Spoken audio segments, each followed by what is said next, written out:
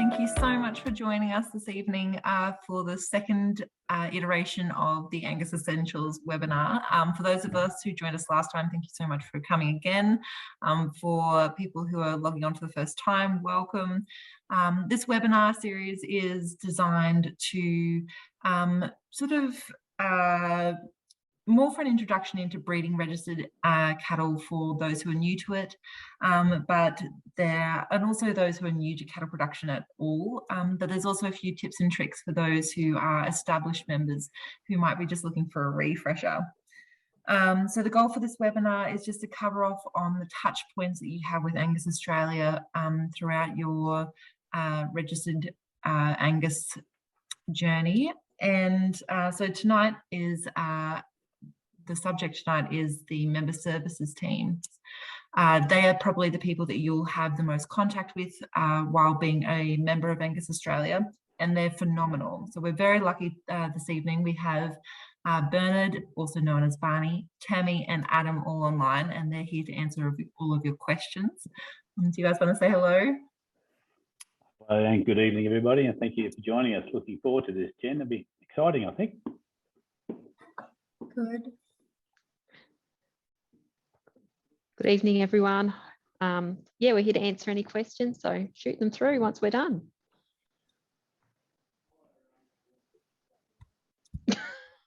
Perfect. Oh, you were muted, Adam. You better repeat that, Adam.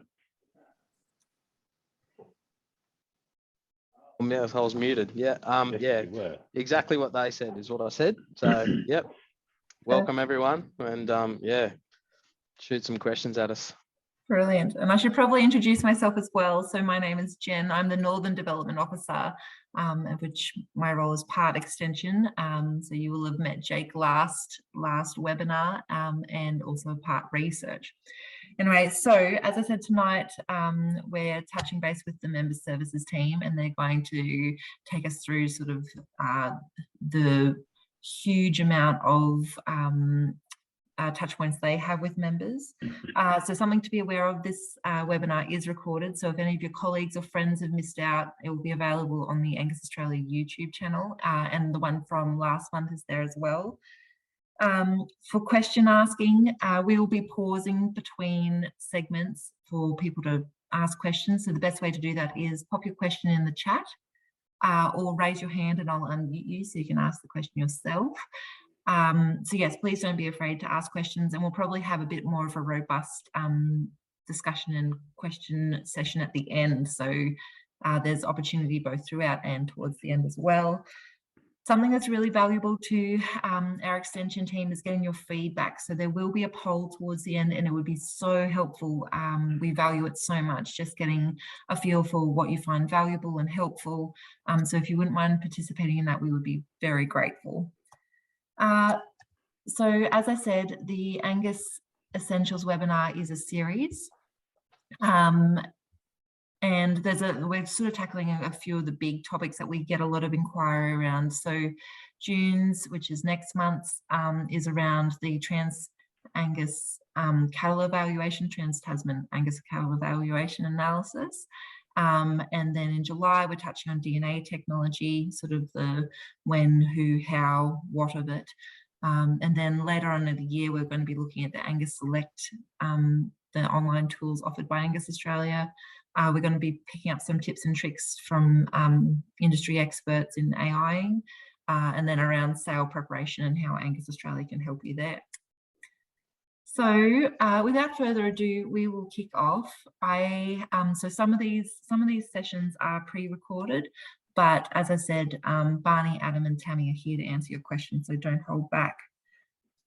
Rightio, so without further ado, I'll pass over to Barney.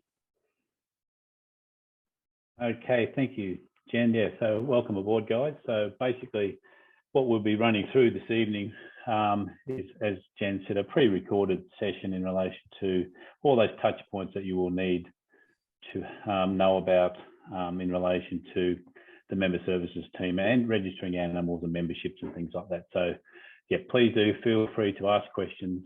We're only here to help.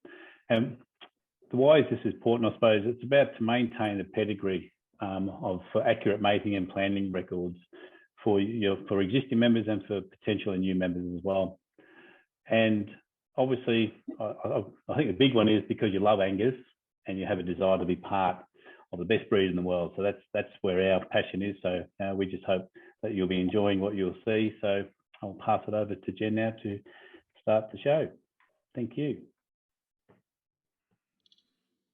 Angus Australia maintain a number of registers for the recording of Angus and Angus influenced cattle. The Herd Book Register, better known as HBR, is the highest level of seed stock recording provided by Angus Australia.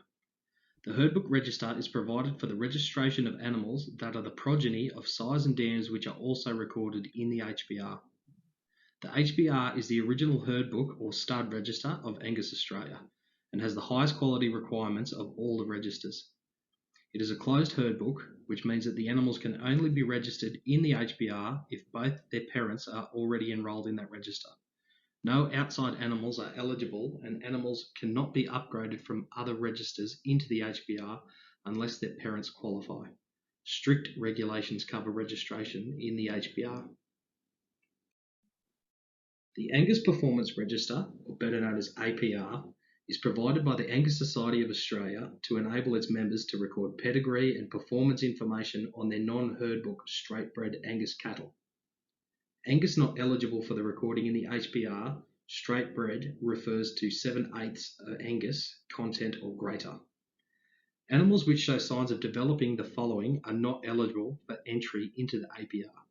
Having had a horn or scur, is of a colour foreign to the Angus breed, has white skin above the underline or not on or in front of the navel scar for females, or on or in front of the pizzle for bulls, or on a leg or foot unless it is a birthmark. The Multi-Breed Register is a seed stock register for non-straight bred Angus. The Angus Commercial Register, or ACR, is a non-seed stock register and is strictly for the production of commercial steers and heifers. The ACR is not designed to be a seed stock register. Consequently, only steers and heifers may be recorded as the progeny of ACR females. No entire males can be recorded. Breeders participating in the ACR must ensure all male calves born from ACR recorded females will be castrated by 6 months of age. Base registrations include base APRs, base MBRs, and base ACRs. For base APR animals, any black or red coloured straight-bred Angus females can be recorded as a base APR animal.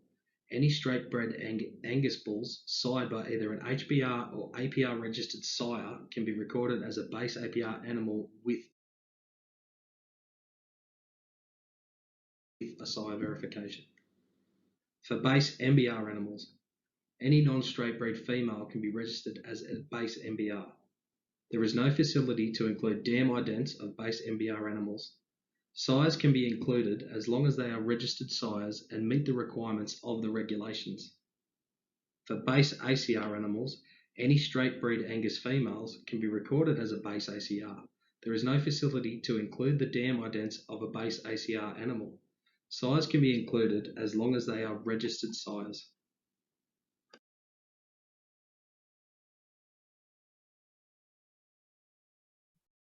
Thanks, Adam. So has anyone got any questions for Adam regarding the different registers that Angus Australia maintains? As I said, throw up your hand or type it in the chat, and the team will do their best to answer them. As I mentioned before, there is the opportunity to have a discussion at the end as well. So if you wanted to write your question down, there's a lot of information tonight. So yeah, feel free to write it down and hold it over to the end. Just give you another minute.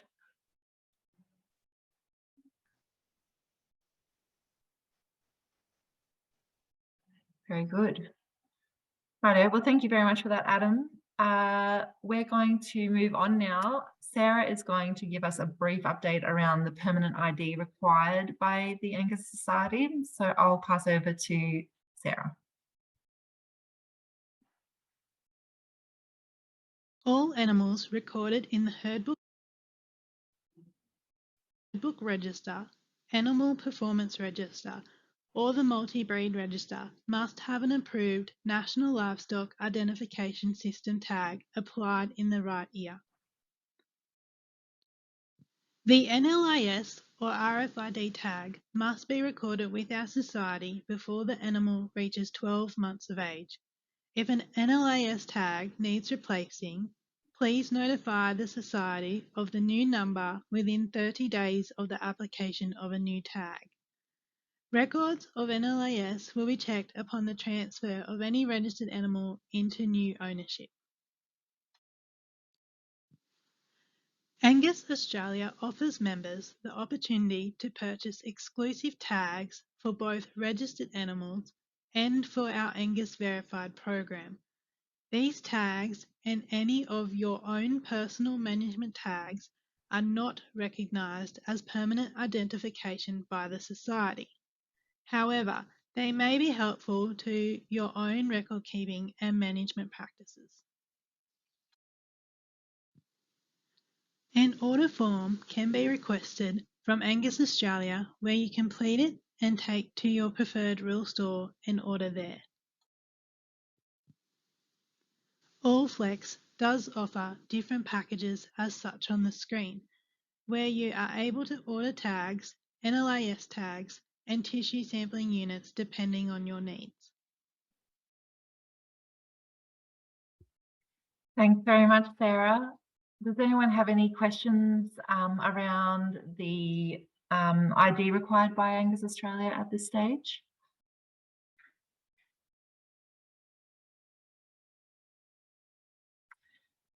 No, very good. Next up we have Lou. Lou's going to talk around the tattoos and branding requirements. So I'll pass over to Lou. My name's Lou Wood. I'm going to talk to you about what's required as far as brands and tattoos go with your Angus cattle. A brand is a permanent mark on the skin. Typically on the animal's rump, it's easy to see. A tattoo is made using ink and special pliers on the animal's ear. The reason we need this permanent ID, as in the slide, fundamental for accurate pedigree and performance recording. People ask why they can't just use tags, and the simple reason is that tags can come out. They might get caught on a fence, pulled out while animals are fighting, and then you're left with animals which you may not be able to identify, which is obviously a greater risk in a larger herd. Regulations 4.3 and 4.4 outline the permanent ID of animals. The regulations are on our website. On the home page, if you go to the word About, and then the drop-down box, Regulations. If you go to those regulations, this is what you'll find. 4.3 says the tattoo mark is a set of characters that shall not resemble any other tattoo mark recorded with the society by another member. 4.4 says if a fire or freeze brand is used, it shall not resemble any other brand recorded by another member. Once you have your approved brand, it can be applied to the animal's rump, plus the year letter and the drop number of the animal underneath. The same with the tattoo. The 3 characters go on first, then the year letter and the drop number of the animal. Why do we need the year letter and drop number as well? Because that identifies the exact animal. There should be no other animal in the system with that same brand or tattoo. If we only put your approved brand or tattoo on, we would only know which breeder the animal came from. The other details make it unique to that particular animal, telling us how old it is and giving it an individual number within its cohort. Usually within Angus Australia regulations, a tattoo consists of 3 characters, as we've said before, plus a year letter and a drop number. It must be searched and approved by Angus Australia before it goes on any animals. Letters and numbers are applied to the animal's ear with special pliers and ink. The pliers and ink are readily available. Tattooing is something that you can do yourself. Once you have the correct equipment, you need a calf crush, the pliers and ink as mentioned before. It can be done from birth. and the steps required can be easily sourced online. Google it, as they say. Tattoos are recognised by show associations as a permanent ID. So if you want to show your cattle, and especially at some of the bigger shows like Royal Show, those animals will be checked and their ID must be on them as it is in our registration system. Tattooing is less costly. However, it is more challenging to see. You can't just drive into the paddock and have a look. You need to restrain the animal in a crush. The ear might need to be clipped, and tattoos in black ears are certainly more difficult to see. In regards to branding, you would be using an approved property or stud brand plus the year letter and drop number. Your brand must first be searched and approved by Angus Australia before you use it. The branding irons are cooled with liquid nitrogen, and this is used to destroy the hair follicles on the hide so that the regrowth is white. It's much less painful than fire branding, and it is the preferred method of ID from a welfare point of view. It's very easy to see a freeze brand on a black hide, even at a distance in the paddock. A property brand also provides added value through brand recognition when your cattle are sold.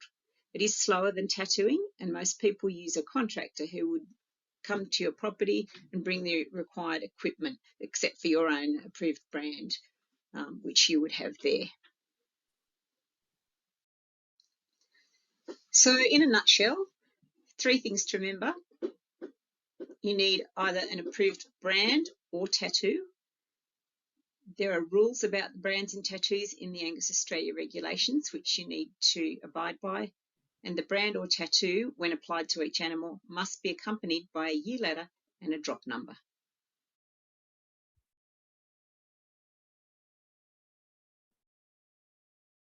Brilliant, thanks Lou. So we've had a few questions come in. Lachlan has one from the previous session. He asks, does the colour of the tag matter? Yes, so I'll take this one. So there's nothing in the regulations about what colour tag that you have, but generally for each specific year there will be a colour that is allocated for that year. So this year is red. So 2022 is red, and the year letter will be the same. So year letter T, tag colour red. But yeah, generally if you do go and order tags from your local seed stock place or wherever you go, they will generally give you that colour. Beautiful, thanks Adam. Billy, and Billy, I hope I am pronouncing that properly, has asked, what is the purpose of a brands register, a visual identification system, if the society restricts access to the register? To my mind, and certainly using other brand registers such as the Thoroughbred Stud Book as an example, brand registers serve to identify the animal. Identification is extremely limited if the brands register is not published or even allowed to be viewed upon request by members. Yeah, good question. Give me 2 secs. Let me run over that visual identification system.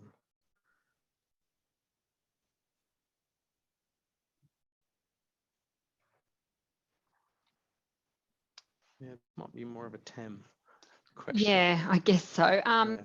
So to a sense, I guess we don't want animals running around with the same brand on them. So obviously there needs to be a register.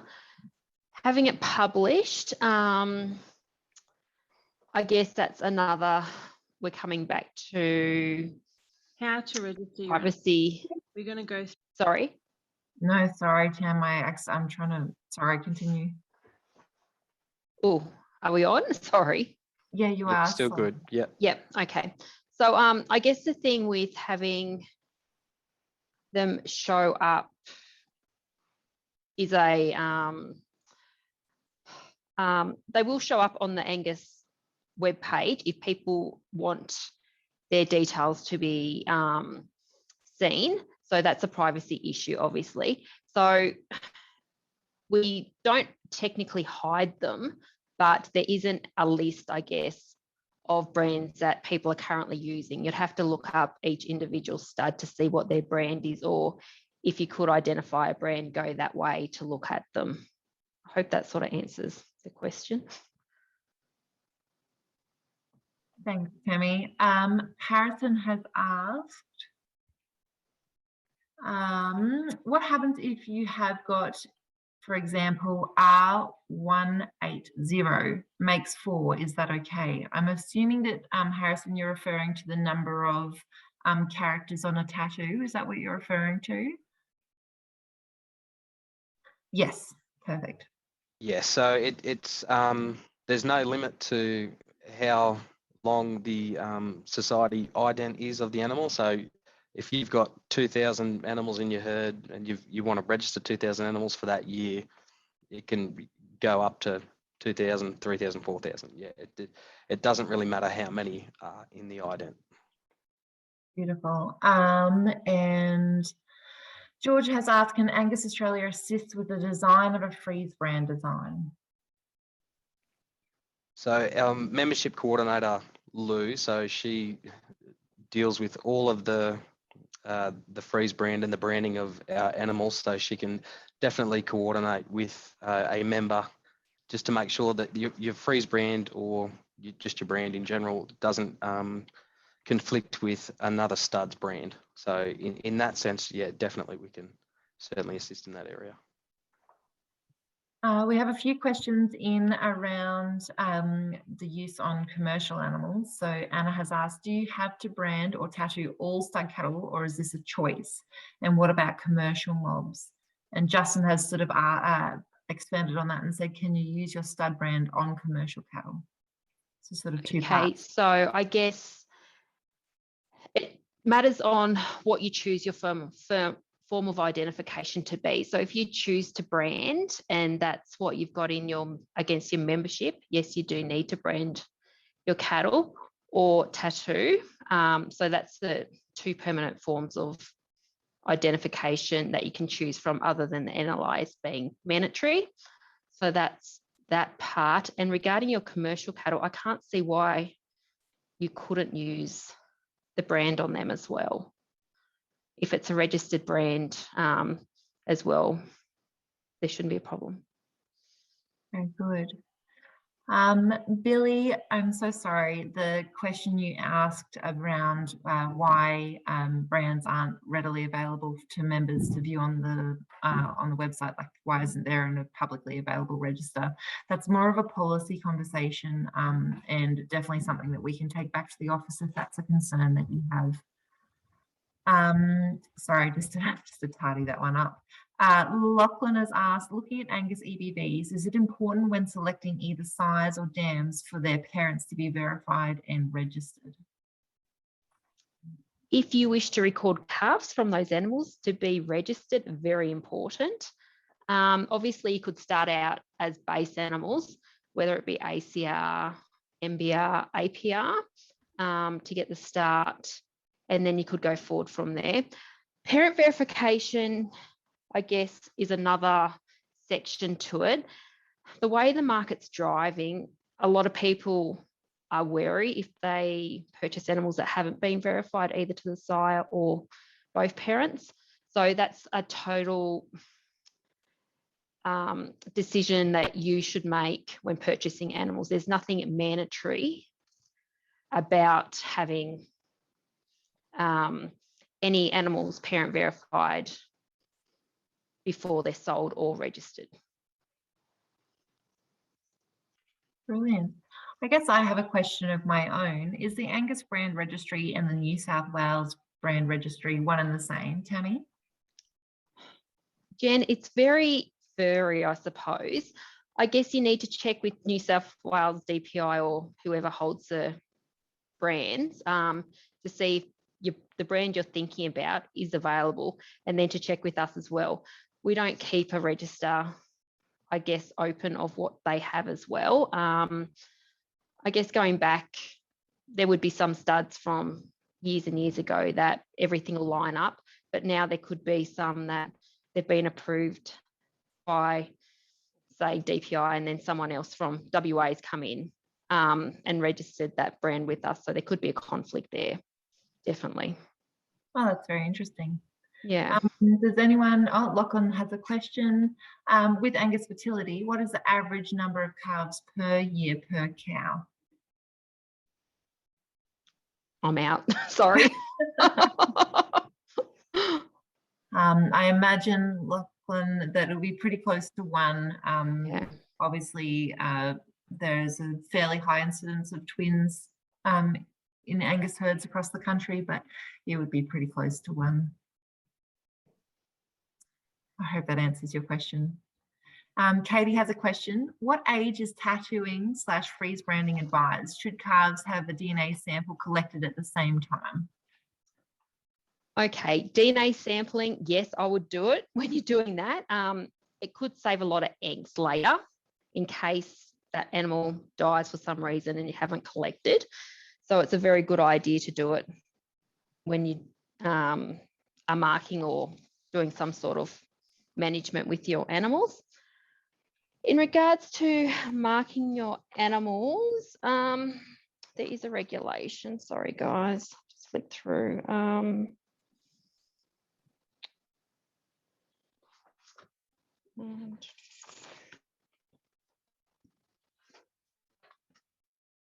And for the life of me, I cannot find it. Of when they need to be identified by.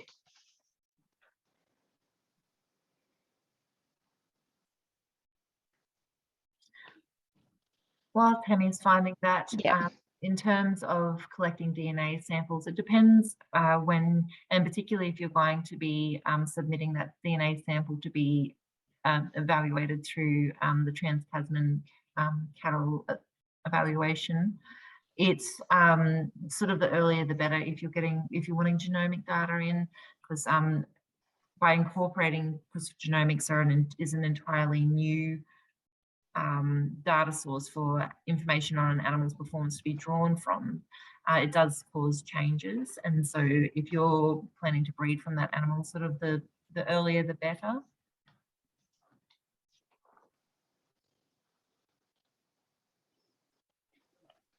Just whilst we're discussing the Katie's question about what age is tattooing freeze branding advised, just I think I had a conversation with Lou about the actual freeze branding of the animal.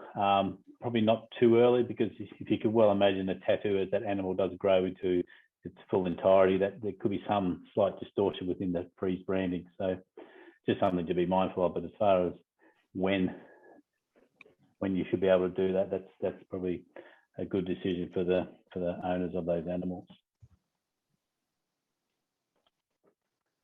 Beautiful. Well, Tammy, do you mind if we hold that question over to the end, unless you found it? Yeah, we'll just hold that one, Jen, and I'll make sure I get all the figures, because there's NLIs around it as well. So yeah, no, for sure. Perfect. Thank you. And thanks everyone for your questions. They've been really good ones. Very good. Righto. Moving on, we have a segment on how to register your animals, and this is presented by Heather and assisted by Robin. It's quite practical, so just about the NLIs, isn't it? Value out of it. Tammy, do you want to just mute yourself? Thanks. How to register your animals. We're going to go through the types of registrations, how to register your calves, and the different ways you can register your animals and submit them to Angus Australia for processing. How to register animals at Angus Australia. We have multiple avenues for you to submit your registrations for processing. We have our online batch submissions, our Excel template, and our hard copy calf record forms, which you will receive via email twice a year. Please note that any registrations over 12 months of age do incur an $11 late fee. Looking a little closer into the ways you can submit registrations. We first have our online batch submissions. This is an older database and we are hoping to update it soon. But for now, you will need to be set up by a member service officer to access this database. You will need to phone or email asking for a username and password to the members area. Once you have access, we do have some brief instructions to help you with the process and what you need to enter to create a registration. Once you have finished your batch and you've submitted it to Angus Australia, a staff member here in the office does still need to process this batch. Once we have completed the batch, you will receive your registration and pending report, which we will touch on later in this presentation. Excel templates. This is a basic form but is loaded directly into our database. So only enter the relevant information to your registration. If there's information there that you don't have, just leave this column blank. If we require anything more from you, we will always get in contact. Please only enter the name of the animal in this field. The tattoo is automatically pre-filled by our computer database, so this doesn't need to be entered into your template. Full animal idents are required for your sire and dams without any spaces. This is so the right animals are picked up for your parentage of this registration. If you have a multiple birth, the number 2 needs to be entered in this column. Some people do like to use the word twin, but only the number 2 is required in this field.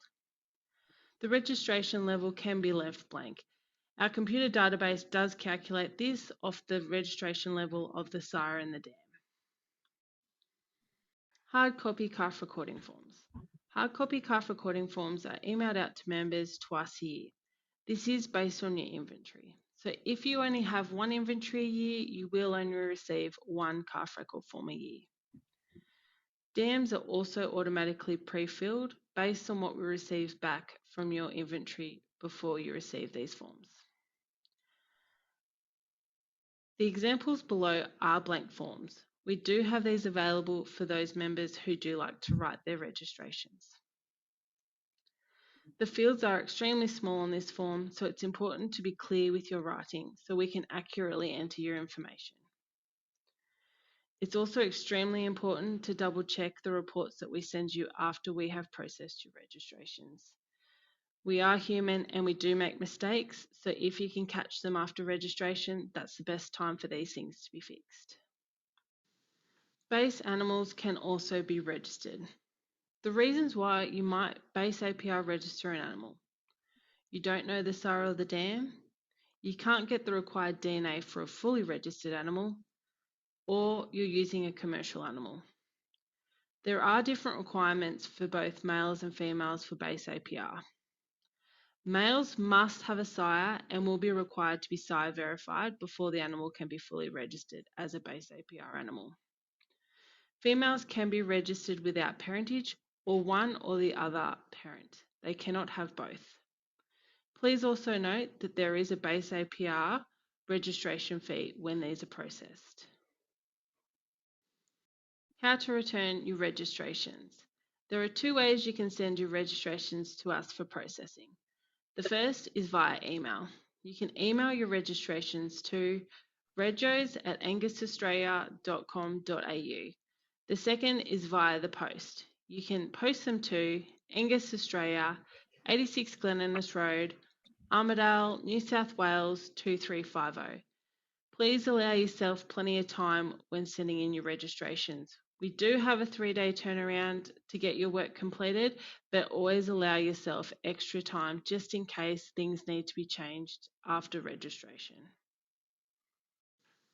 Once your registrations have been processed, we rely on you to keep accurate records so we can register your animals. We understand that not every time your records will be 100% correct. Luckily, most mistakes are easily corrected. That's why we always ask you to read through your reports so we can make any changes that may need to be made. After a certain period of time, some changes are more complicated to make, so it's important to check your records on these reports. We always need any changes or corrections in writing by a signing authority on the membership. Once your animals are registered, all the corrections have been made to your pending animals. They may take 24 hours to appear online, so please allow this time. More information needed. This is what we would call a pending report. Your animals on this pending report will display with a question mark in front of it. This tells us that the animal is pending. On the pending report, the error and severe items will be what will require your attention. The warnings we can mostly work through. The common errors you might see on a pending report. Incorrect information provided. We will always ask for further information to get it right for you. One or both parents are missing. A dam may be inactive and need reinstating. The dam inventory needs to be charged for the year. We will always email you and ask for your approval to charge this. One or both parents may need DNA testing before the progeny can be registered. If you ever have a question or are unsure about the error or the severe item, please call or email us and we are happy to talk you through these errors or severe items. Where can I find the forms? All forms can be found on our website. Under the logo and the moving banner, the fourth option across is registrations. And under the resources tab is forms. Once you click this, this will take you to all the forms required for registration. Important changes to the ident structure. The idents have changed a little bit, starting with your 2021 S-drop animals. All registrations before this time have stayed the same. So when searching or submitting any data other than registrations to us, the idents need to look like this. So the first three letters will be your herd ID. The next two will be the year, for example, 22 for your T animals. Then your year letter, and then the drop number or the tag allocation number you give the animal. The member services team are here to help. The forms may seem a little bit daunting. You may be a new member. We do change things from time to time, but we are only a phone call or email away, so please get in touch.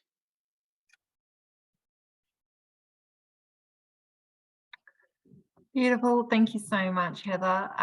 That is a good summary of just the process that you have to go through. Does anyone have any questions about how to register animals?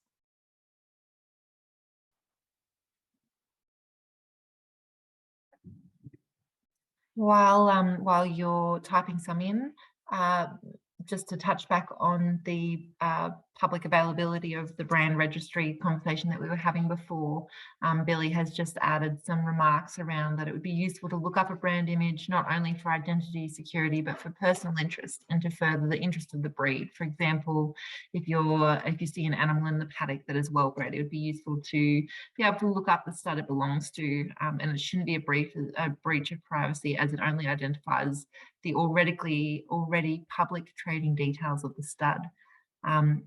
Completely agree, Billy. And look, it will be definitely something that we'll take away from this webinar as feedback. So thank you. And yeah, watch this space. So we've had a few questions come in. Where do you get the calving books from and what is the cost? So the little white paddock books, we can just send them out in the post. Just let us know how many you'd like.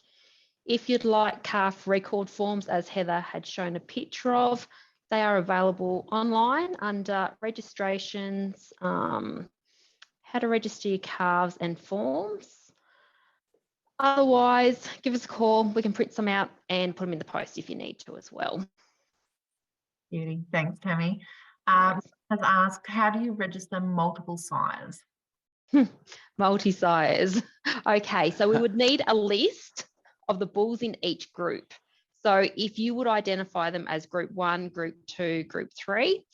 So what we do, we put them in the database and we create an ident for them. So we will come back to you with your herd ident, multi-sire group 1, for example, and that's what you'd use in the system to register those calves.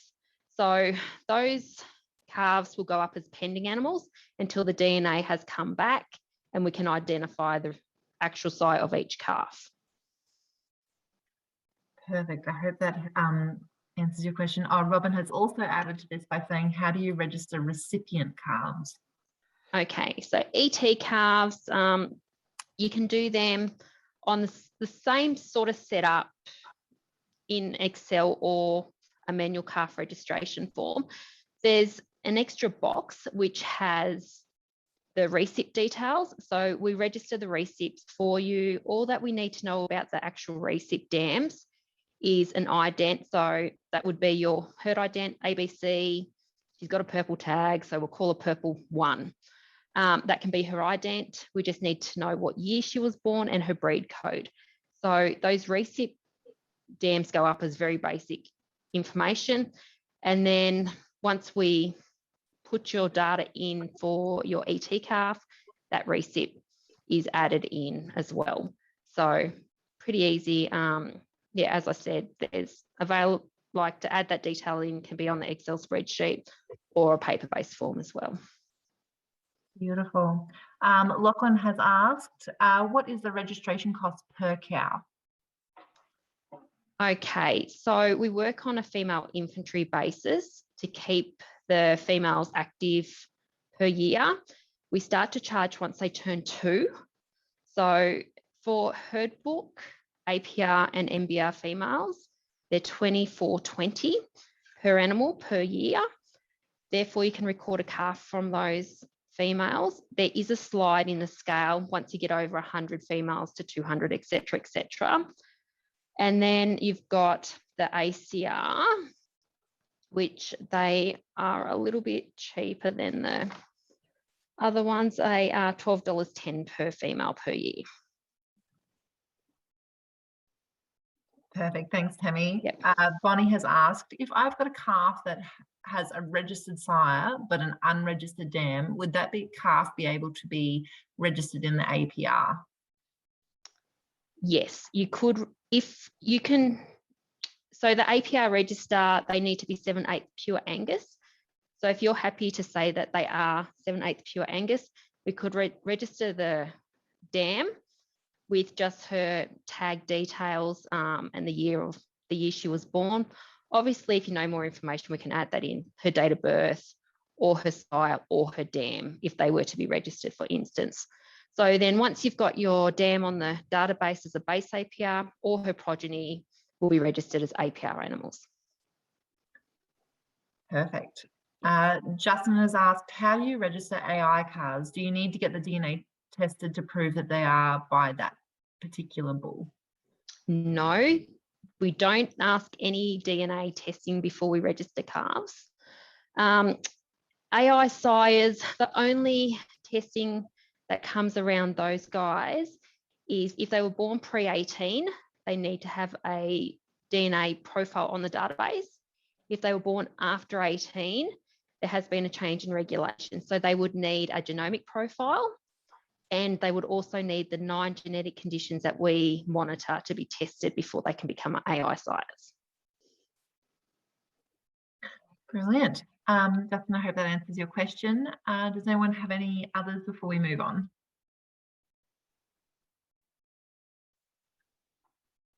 If you do, just hold them over to the end and we will touch on them at the discussion and session at the end. Perfect. Very good. We're now going to hear from Lily, another Member Services Officer, and she's going to just discuss about how the herd inventory works. I'll pass over to Lily.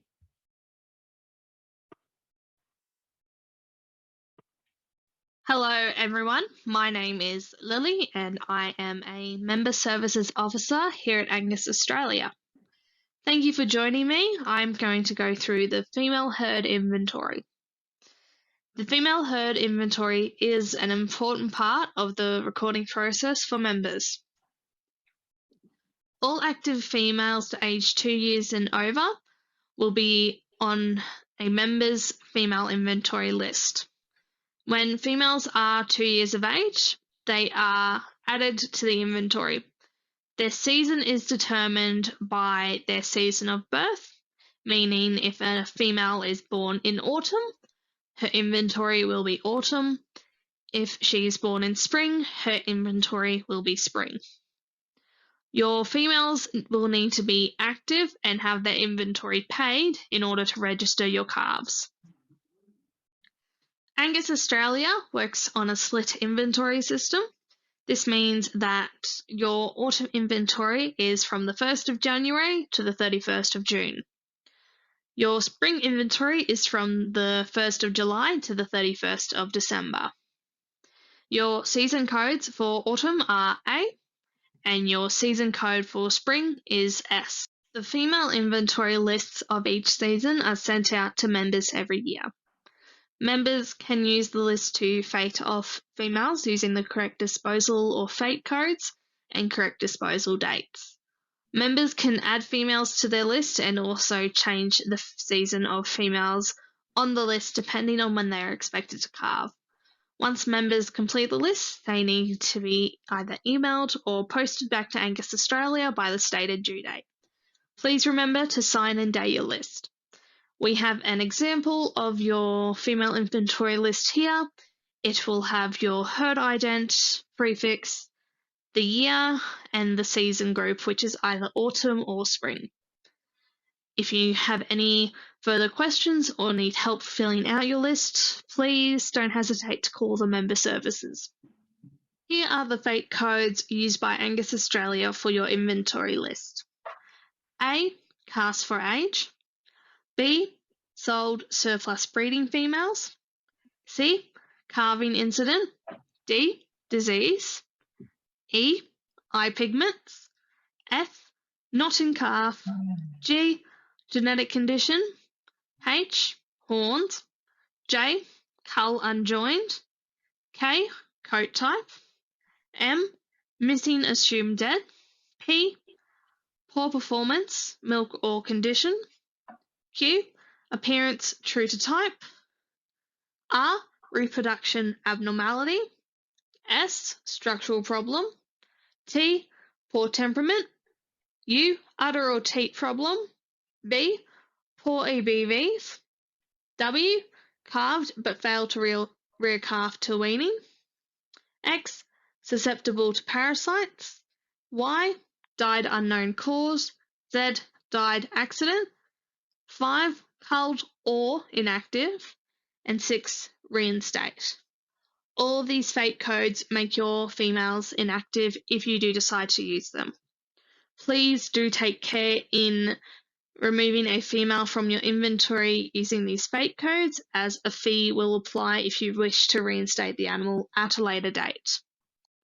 Some of you may already know these. These are your Regio status codes used for your female inventory. So HBR, Herd Book Register.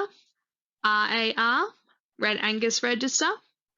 APR, Angus Performance Register. MBR, Multi-Breed Register. ACR, Angus Commercial Register. And Recip for your recipient females. Now, once again, please take care in downgrading any females from your inventory, as a fee will apply if you do wish to upgrade them to their previous status at a later date. The inventory key dates are an essential part in keeping track of the inventory. This includes when your inventory will be sent to you or when your inventory or fees are due.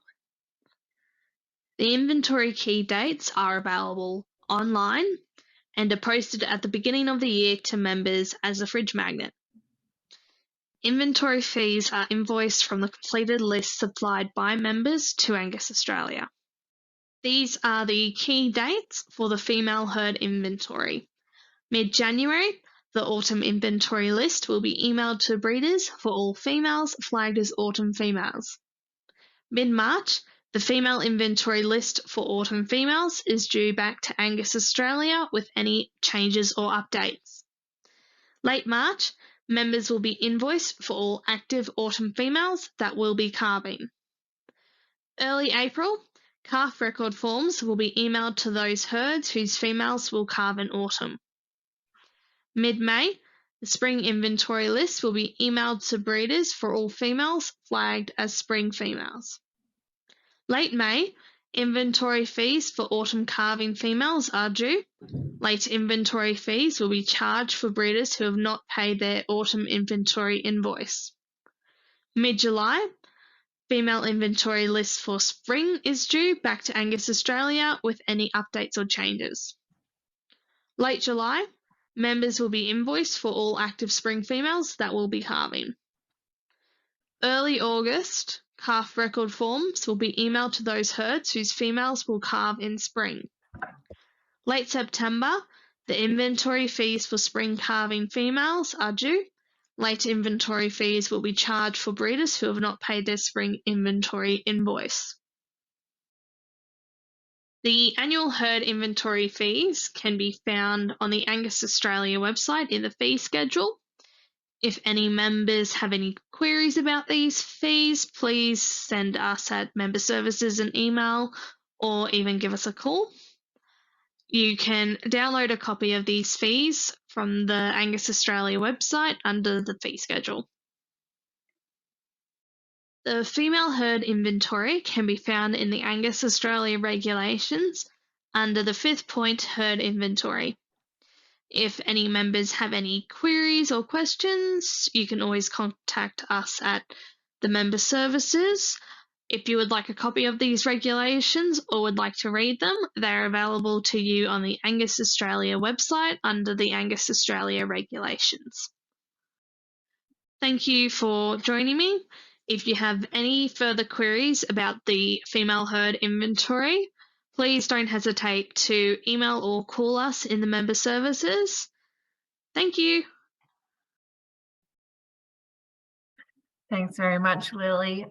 Does anyone have any questions around the inventory? I know that it's one of the things that the Member Services team hears a lot about. We've got a question from Jared. Evening, Jared. Jared asks, if our calving period goes over that June-July calving period and some are born prior and some after, can we elect to put them in one inventory season to keep them together? Yeah, no, you certainly can. So as long as they're in your autumn inventory and the dam inventory has been charged for autumn, it really doesn't matter when you register the calf over the 12-month period, as long as it's within the same year. So if a calf goes over 12 months of age is when you will start accruing late fees for registration. So it's an $11 fee on top of the $24.20 fee for dam inventory. Perfect, thanks, Adam. Anyone else got a question around inventory?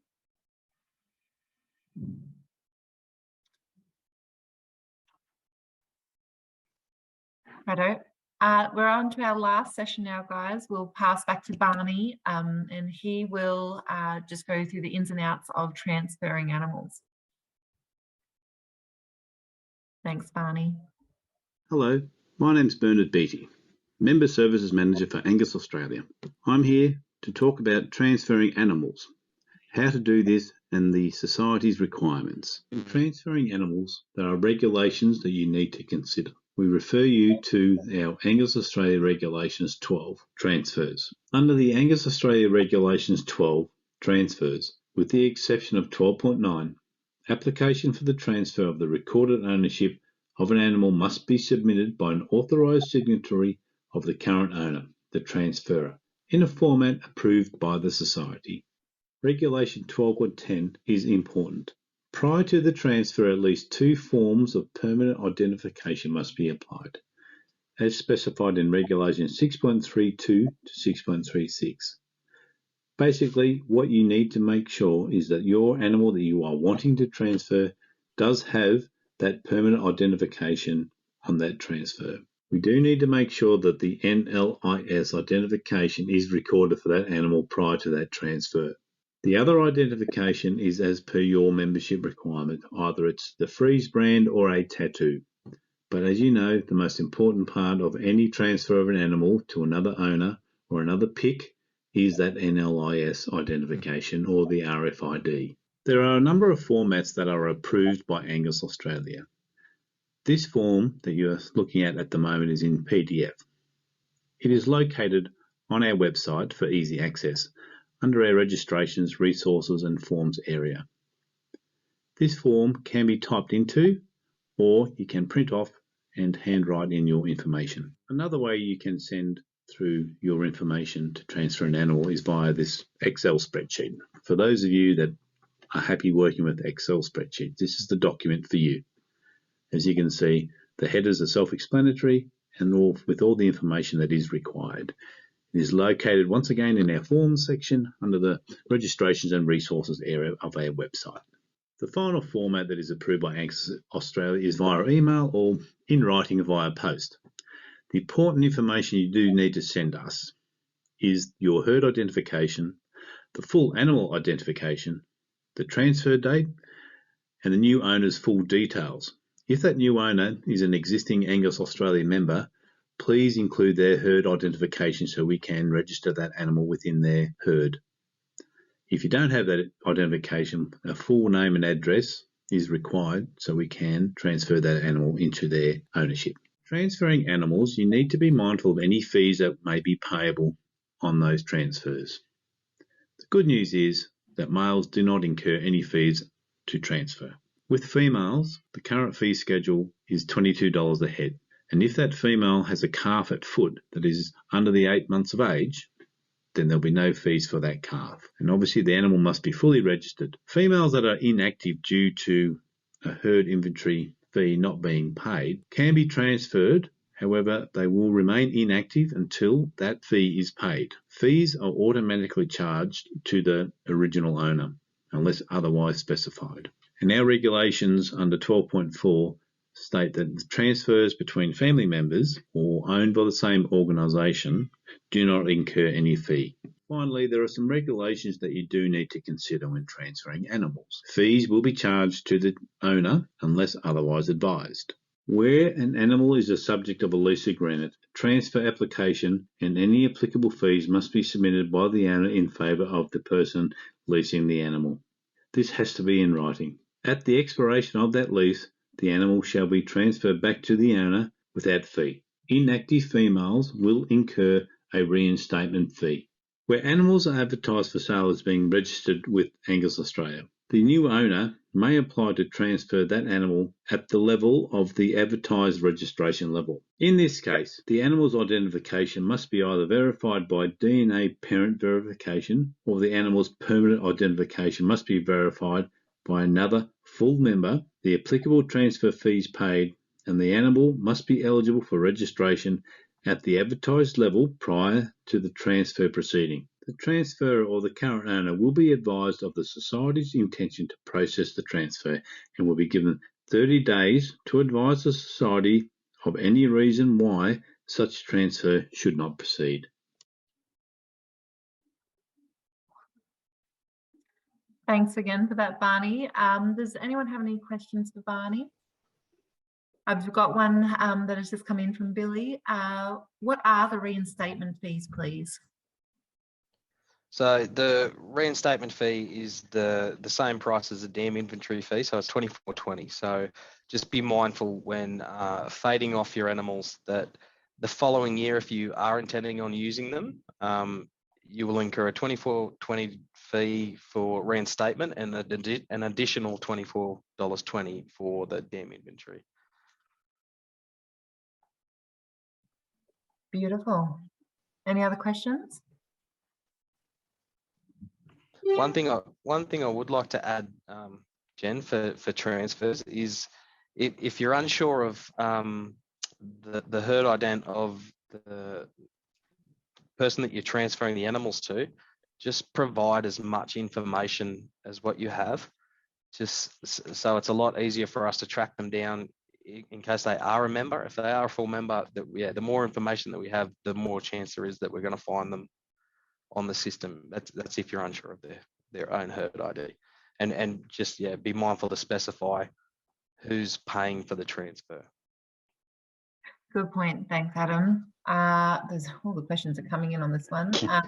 What is the ideal age to take a tail sample and submit? This is from Georgia. Okay. As you can you'd be aware, little calves have quite very little tails. So at least 3 months for a hair sample on a calf. TSU samples you could do as soon as they're born when you're tagging them. So that's something to be mindful of as well. Thanks, Tammy. Lachlan has asked, are there any requirements for if you are buying semen or embryos outside of Australia? Okay. If the bull or donor dam aren't registered on our database yet, you will need to arrange to have them registered. So we would require authorization from the overseas owner. We have a checklist available that asks you to send us the registration certificate of the animal as well. And you would have to supply a DNA sample. So for donor dams, if they're born or after 2018, they would need to have a genomic profile. And same as the bulls now, anything born after 2018 would need a genomic profile, and that 9 genetic conditions tested that we monitor. Now, if these animals are already on the database and fully registered, chances are you won't need to do anything. So just check with us if you have any queries. If you can't find them on database search by name, ident, just give us a call. There could be something tricky in their ident. Happy to look them up and let you know what the story is with them. Brilliant. Thanks, Tammy. Kim has asked, Tammy, I have a question regarding transfers, but she might ask that question offline. Yeah, no, that's okay. Bryce has asked, do young heifers get charged transfer fees? So if a calf is transferred with its dam, so any calf being transferred with its dam under 8 months of age is free. After that, they will incur a transfer fee. Perfect, thank you. Very good. Righto. As I mentioned earlier when we first kicked off, your feedback is really important to us. So I might just launch a poll before you all go and I'm assuming have tea or maybe even head to bed for our New Zealand, counterparts. But if you wouldn't mind just giving your feedback through the poll, we would be so grateful. It just really helps us work out what content is being really well received and what you guys really need from Angus Australia, considering that you're members or prospective members. It's really good for us to get an understanding of what it is you would like to more from us. So that poll should be available to you now. So if you wouldn't mind, we would be very grateful.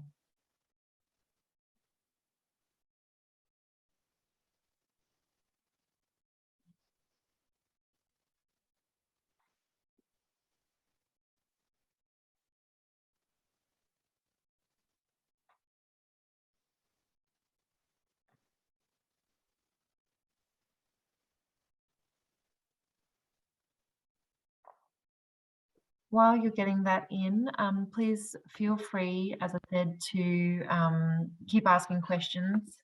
Having these three in the same room is a huge asset. So if you've got any questions of anything that has been, you know, something that you've noticed in your own operation, or if you're just getting started and there's just some detail that you would like to know, please just keep on putting them in the group chat, or as I said, raise your hand, and yeah, these guys are happy to answer them.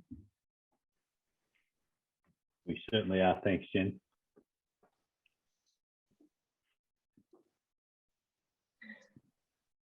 Tim has asked the question, can APR registered animals participate in TAFE? They sure can, definitely.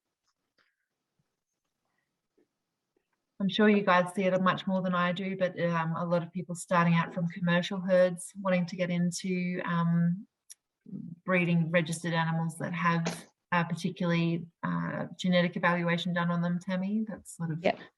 Yeah, where we see it from most times. Yeah.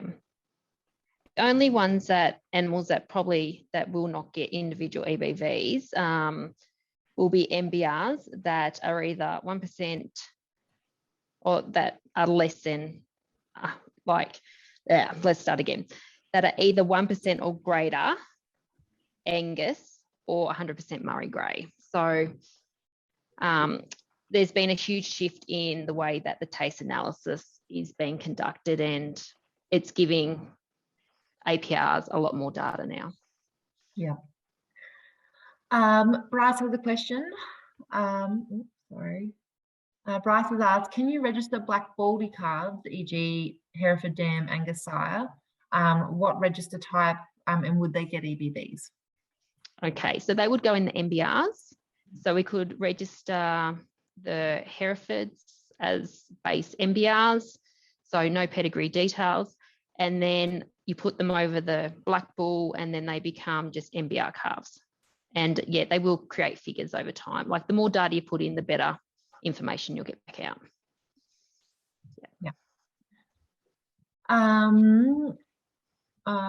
Georgia said, just wondering why the year has been introduced. Is this something that has just come in from this year, being 2022? Also, I wasn't aware each year had a colour to the letter. Does it matter that my herd, they all have green ear tags at the moment? I will do red this year for letter T.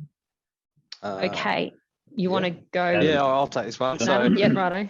The year letter ended up in the Society Idents from the beginning of 2021. It was introduced because every 24 years we would run out of letters. So the Society Idents were conflicting with animals that were registered 24 years prior. So they've introduced the year number into the ident so it does not conflict with other animals that are already registered on the database. And in regards to the tags, again, no, it doesn't matter that they're green. It's just how they run each year, like I said before. So yeah, this year's red, but it doesn't matter that your tags are green as long as it's for your visual benefit, basically, so you can tell your herd apart. Perfect. Oh, sorry, they're flowing in. Robin has asked, to get DNA on commercial Angus, do they need to be on a register? Okay, so we have a product called Heifer Select. So we can, they're put into our database, but not technically registered. So with this product, you take a DNA hair sample or TSU sample, upload a file, like fill in a form for us, we upload that file.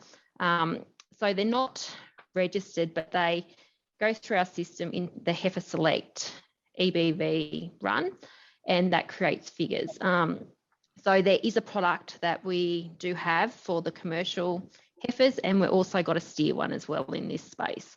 So if anyone wants more information, I can shoot it through afterwards. Yeah.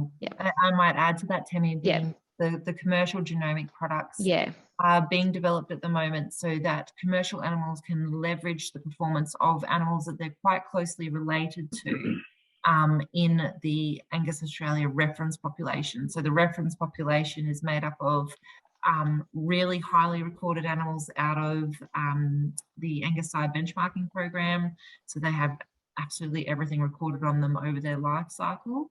And also all the data that members collect on their seed stock, like on those registered animals. So it's just giving, just leveraging that information for their related commercial animals to get some indication of what their genetic potential might be. So that's definitely an option for commercial animals. And yeah, as Tammy said, if you're looking for more information, we're definitely the right place to come.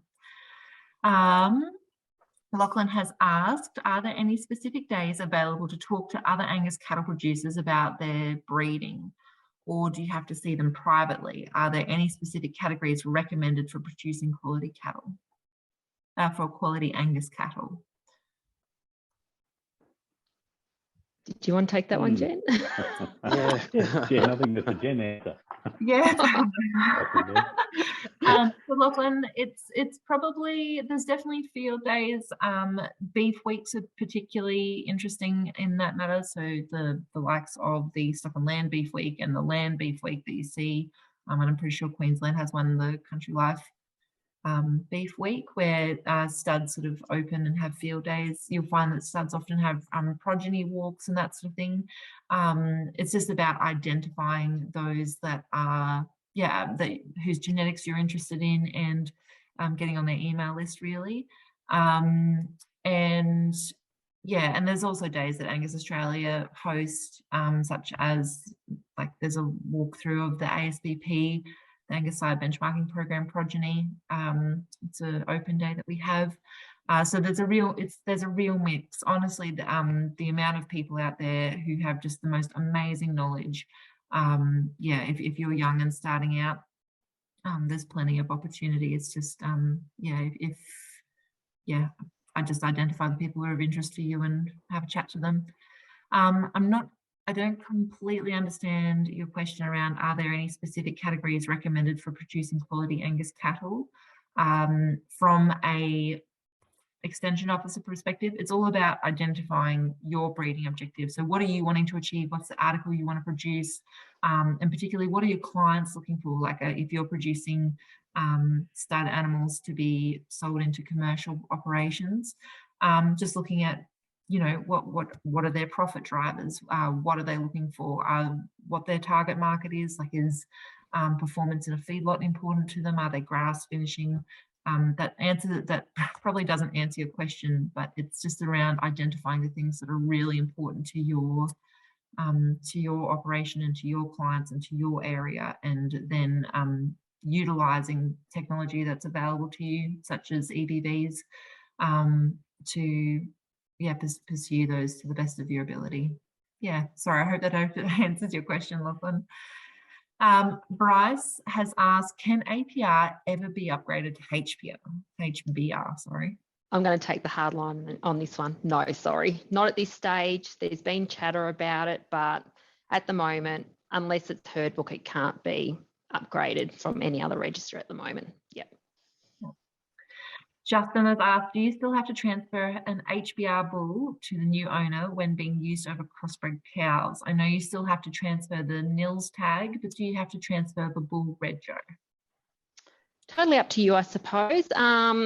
There's no checks on bulls who owns for ownership, except I guess if we're doing export for those guys, that's when we do check them. So there's no fee to transfer bulls, so why not do it? Pretty much, yeah. Yeah. So I have got, can an APR registered animal participate in case? We've had that one, haven't we? Oh, have we? Sorry. Yeah, that's all right. Haven't marked it. And yes, they can. They can. Bryce has a question, which is, can Mdr ever be upgraded to APR?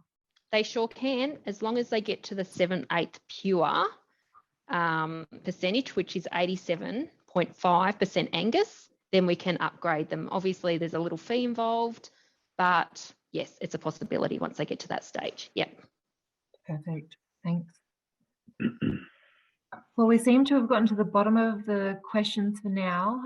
Do the three of you have anything that you'd like to add that we've sort of touched on and you wouldn't mind adding a bit more information around it?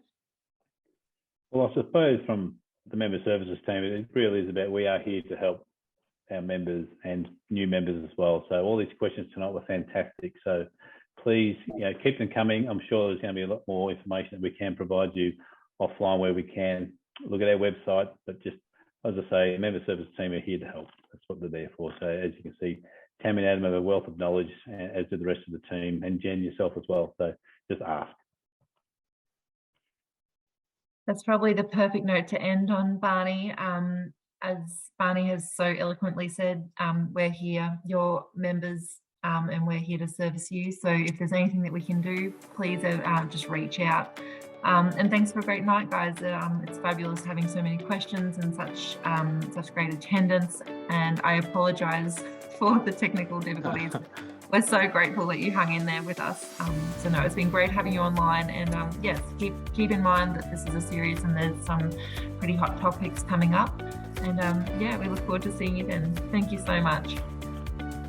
Thank you. Thanks, everyone. Thank you, everyone. Well done. Thank you.